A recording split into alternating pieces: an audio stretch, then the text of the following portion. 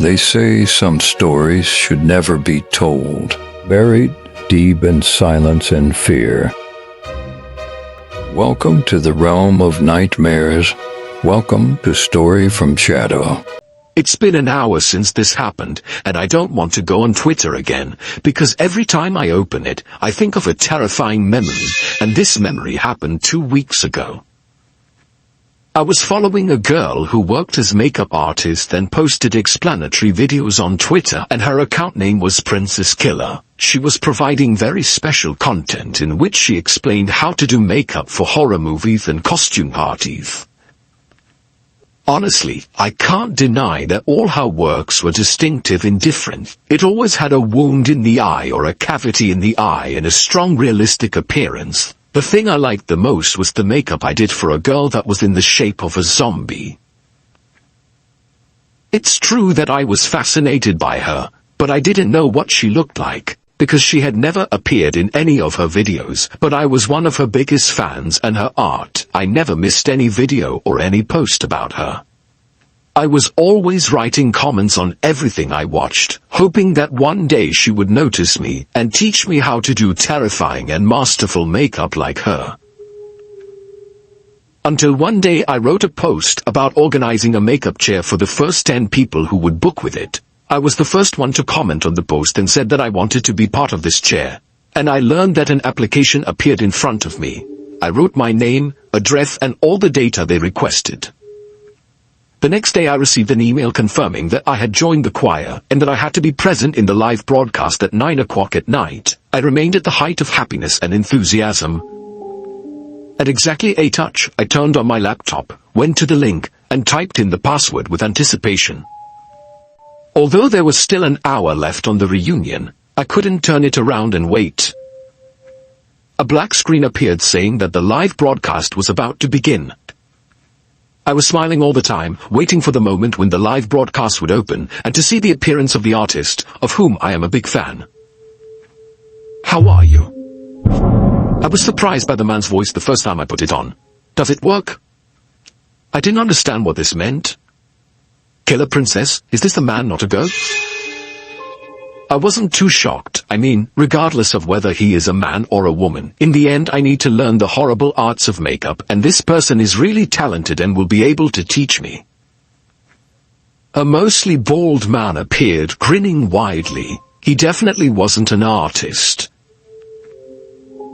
He looked more like a criminal. There is also no relationship between his appearance and the name of the Killer Princess account.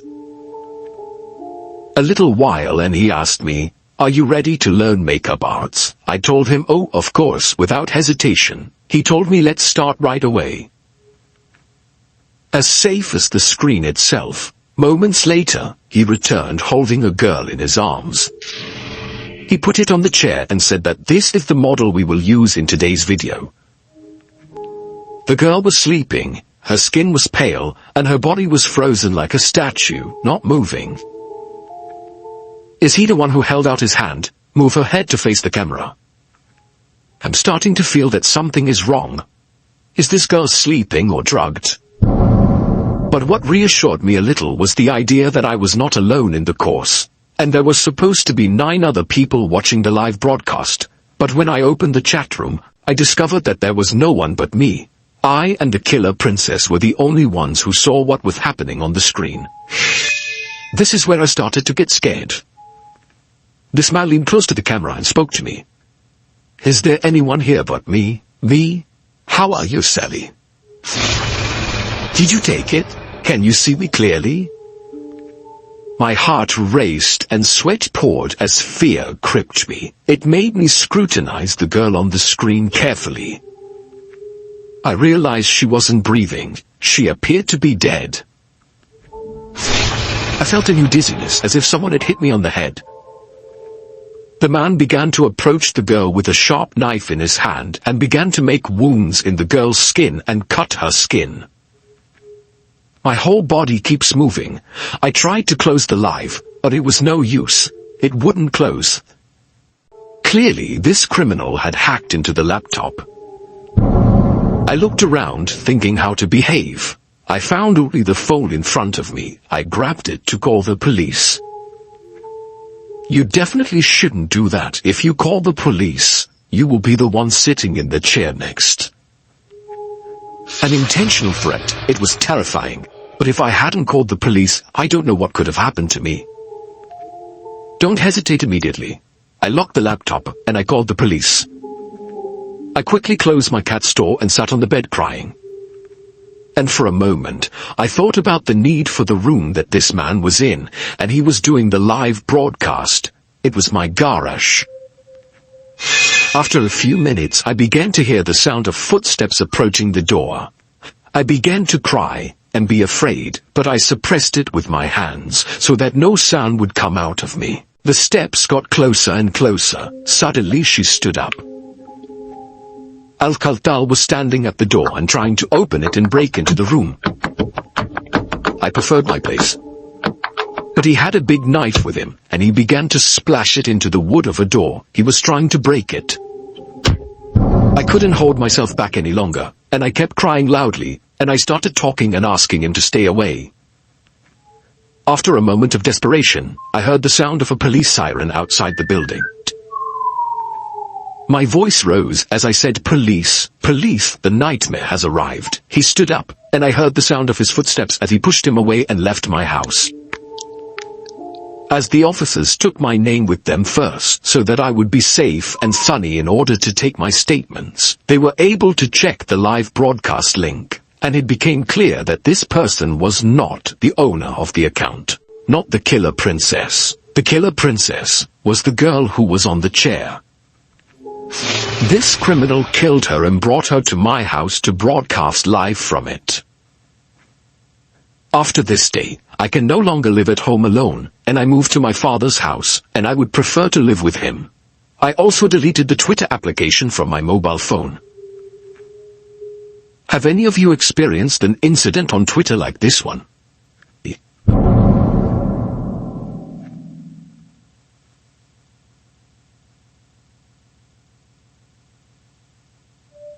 Have I been for many years? I work as a security guard, but not in one place. The truth is that I worked as a job in more than one place, companies and stores, but for a period of time I worked as a security guard in public cemeteries, and this was the first and last time I worked inside the soil. The part that I was responsible for inside the cemeteries, there were still excavation operations. There were cameras surrounding the entire area. My job is to monitor what happens in this part of the cemeteries for 12 hours, and then change shifts with my colleague, and I was fortunate that when I applied for the job, they needed a security guard at night. I knew that the nature of working as a security guard in a cemetery at night is not the same as the nature of working as a security guard in a large company or institution. So before I accepted the job, I searched on a website called Graves, which specializes in evaluating cemeteries and funeral places. I remembered a review. It was strange and incomprehensible about the cemeteries in which I would receive work, specifically at the gate where my guard position would be, and the location was shown on Google Maps. The review was saying beware of it and avoid it. This comment is from a former employee. Certainly the comment was a source of concern for me, especially since it is not clear. I commented too and asked what was meant to guess from it and avoid it. Days went by without anyone responding to or understanding me. When the day came when I was supposed to receive the job, I asked my colleague about this comment and its meaning. He told me that this comment was from the last employee who held this position, and that this person resigned suddenly, and of course the cemetery's authorities affiliated with it. I did not agree to give him any financial benefits because he did not cheat that he would leave the job, and the comment he wrote was a type of revenge. I accepted the job and spent the first few days in safety. But unfortunately, a week later, I discovered that this warning was not a lie. At 3 a.m. every day, there are 6 old women. She comes to the security booth where I'm sitting and asks that she see her son, and although she was making it difficult for me, I was not able to allow her to enter, because this is prohibited at night, and is only allowed to enter during the hours specified for visiting. And every time after I explained to her, I noticed that she was confused and angry, because she was unable to see her son. But I had nothing to say to her, except that she would come again in the morning. and yet the next day, she would also come at night. It felt like I was dealing with 6 elderly people with Alzheimer's, but things deteriorated further after that. This was about the 5th or 6th time this woman had shown up, leaning to the north and hovering right at the entryway to the cemetery. The world was dark and its appearance was like this. It scared me. I approached the stall in which I was sitting and asked for the same delight that I wanted to see. Very much. I told you before that I will not be able to let you in. This is prohibited. You can come in the morning. I'm insisting that I must see it right now, immediately. Her manner that night was violent and insistent. She gets in anyway. That's why I had to threaten her and tell her that if I didn't leave I would call the police. She insulted me and left the place where I was, and I returned to my place, watching through the cameras. But precisely 30 seconds later I realized it was far from being over. I saw her standing in front of a grave of other things, her back at a 90-degree angle, as if she were divided in two. I didn't know how she got into the grave or how she was standing in this position. I had to take her out of the cemeteries completely, because this is part of my job. It is my responsibility that no one enters the cemeteries at night. I left the kiosk and headed towards her calmly, but when I arrived at the place where I was supposed to see her standing on the cameras, I did not find her. She had no trace, and I do not know where she went, or how I got out, because the only way out is in the direction of the kiosk, and I am still coming from it. Tonight I came back, and the night after that. I saw her coming from afar, and approaching my security booth. The cattle were the same exotic cattle. It was clear that this time she was crying ha ha ha. I locked the shutters. The buzz I found terribly fast. She placed her hand on Aliza's, begging me that she would see her son. She preferred to lock the glass and told her that it was forbidden, and that if she did not stop she would ask the police to increase her bolus, and she continued to flounder on Aliza's forcefully and quickly. Please. Stay away, or we will tell you that you will see your son even in the morning. The first time I said that, I found her retreating from everything she was doing and moving away from the security kiosk with slow steps until she disappeared into the darkness, and I no longer saw her. I turned my eyes and went back to look at the cameras. I found her sitting in the same place where she was last night, and in front of the same grave. Sitting on her knee, she cuts with her hands the grass that is in the ground, and she digs in the dust. Quickly, I took my scout and ran to her place to confront her, before she ran away like yesterday. I arrived at her place and found her standing with her back, but I felt that she was taller than her usual height. Please, I beg you to walk away. Your presence here is strictly forbidden.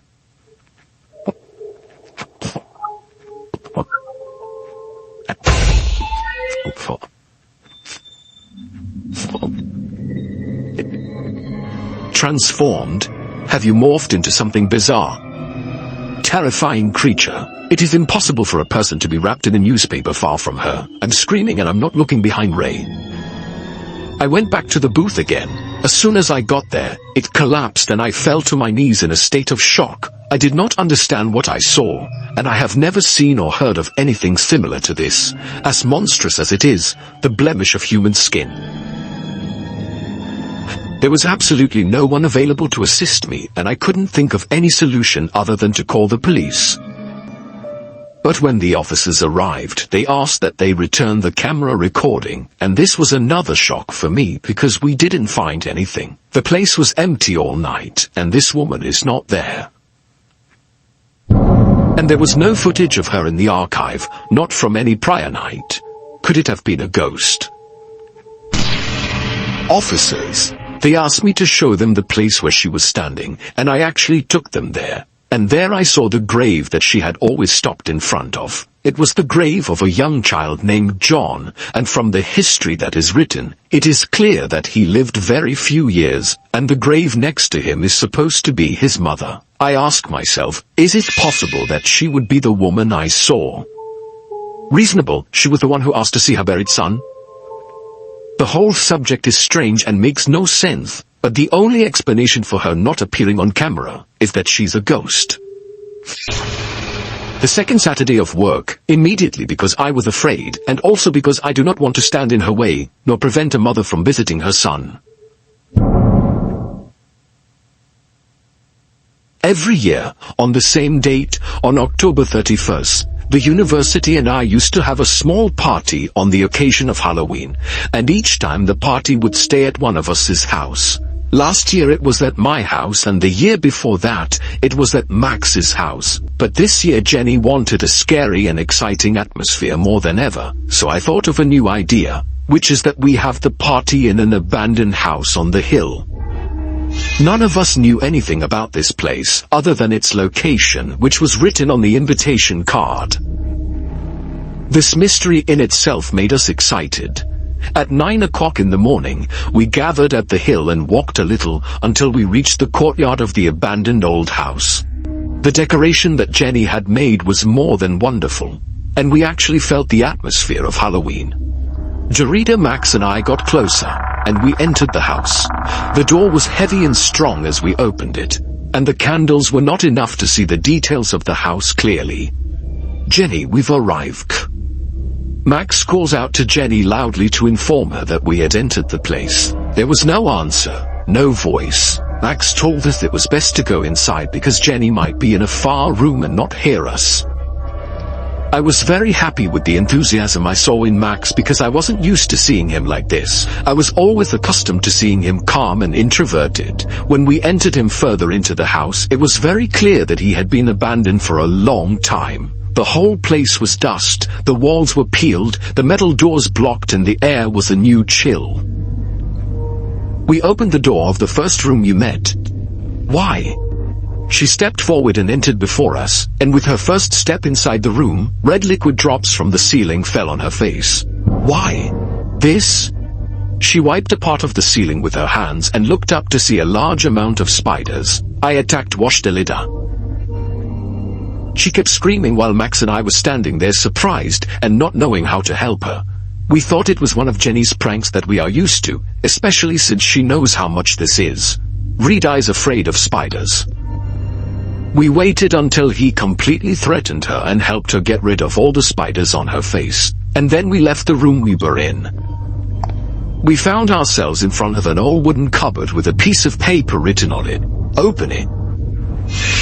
I didn't want to open the cupboard, but Max grabbed my arm and told me that there was something scary inside the cupboard. It was clear to him that he was very nervous, but I was joking about the issue. What will happen?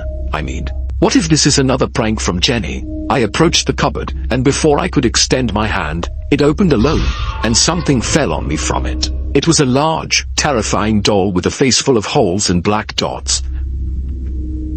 I screamed because of the fear I felt, and I got up from the ground, upset because Jenny had provided her so much. I did not expect that she would scare us to this extent. Our tour continued inside the house, and we did not see Jenny anywhere. Why? This caught me by the arm and stopped me, and drew my attention to something. I didn't pay attention to it. "I don't see that this is strange, Maxie. I haven't been exposed to any prank until now." He is more active and excited than ever. You think he's in common with Jenny? "Why is this? This?" she whispered. It was true that she and I were the only ones who were exposed to strange things inside the house. We both began to wonder why Max Kamal had a hand in the matter. At the same moment, our thoughts are interrupted by the sound of Max screaming. We found ourselves on the ground after he skated, and the need that caused him to skate. There were large pools of blood extending all over the floor of Altarica. And I was confused with the first genie. She's the one who does all this. We kept asking each other, don't we? Is it better that we continue and not walk? Why is this? That convinced us to keep going. There was only one room left at the end. We ignored the crowds and the terrifying sound of laughter that we were hearing and preferred to walk together until we reached the M mode. We opened the door. The world, she was unjust, strong. Eddie reached out and turned on the light. The atmosphere of the room contained a large table, decorated with Halloween decorations, and a large banner, and he saw us reading Happy Halloween. How? A genie arranged all this by herself. Where is she? I lifted one of the food plates and looked at it well. It was a cake in the shape of severed human fingers, and its shape was real, strong. Max, will it say you truly deserve it? This is our understanding that Jelly implies we deserve recompense for the tricks she played on us. From the moment we first stepped into the house, this determination is for compensation. We pulled up the chairs and sat at the table, but Dalida was repelled because all the candy there was shaped like parts of the human anatomy, and they looked disturbingly realistic. Jelly in the shape of a brain and a cake in the shape of Max's fingers. His appearance was relaxed. He raised the cup and said to us, "Happy Halloween," and we were all together. But as soon as I tasted the juice, I found it tasted very disgusting and smelled strange. I couldn't stand it and preferred to cough. I tried something else. I took a pendant of jelly shaped like a human brain, but I couldn't stand its taste either. "This also belongs to me?" she asked quizzically. "Are these items genuine? Does it look like this, seriously almost real?" The three of us returned all that we had eaten and went out to run outside the undercut of the trip. We sprinted until the entire house was behind us. During our frantic escape, we heard terrifying noises, reminiscent of spectral apparitions. The first thing we were reassured was that we went outside the house. Max took out his phone to call Jenny, but was surprised by a message from Jenny on WhatsApp. 2 hours later, she was telling him that she was very tired and was canceling today's party and apologizing for being detained in the hospital since yesterday night. Jenny didn't come at all. Jenny didn't enter the house. To this day, none of us has an explanation for what happened to us, but this house is definitely haunted. It was our fault from the first. We decided to celebrate in an abandoned place, and it is possible that if we had stayed inside this house for a while longer, our fate would have been to be just a meal on the trip, our bodies being dismembered and presented